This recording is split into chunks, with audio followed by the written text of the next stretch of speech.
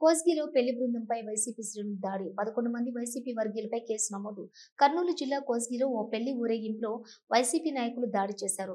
TDP సానుభూతి పరుల పెళ్లి వాహనంపై వైసీపీ నాయకుడు పైకెక్కి తొడగొట్టి వైసీపీ సింబల్ ను చేతితో చూపిస్తూ పెళ్లి బృందాన్ని రెచ్చగొట్టారని బాధితులు మీడియా ముందు వాపోయారు.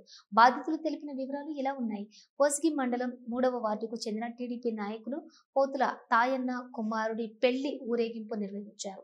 పెళ్లి ఊరేగింపులో టీడీపీ పాటలు పెట్టారంటూ ఆ కాలనీలో వైసీపీ శ్రేణులు మూకుమ్మడిగా ఆ పెళ్లి బృందంపై దాడి చేసి గాయపరిచారు అని వారు తెలిపారు. దీంతో బాధితులు పోతుల నరసమ్మ, పోతుల అయ్యన్న, పోతుల నాగరాజు పోలీస్ స్టేషన్లో ఫిర్యాదు చేశారు.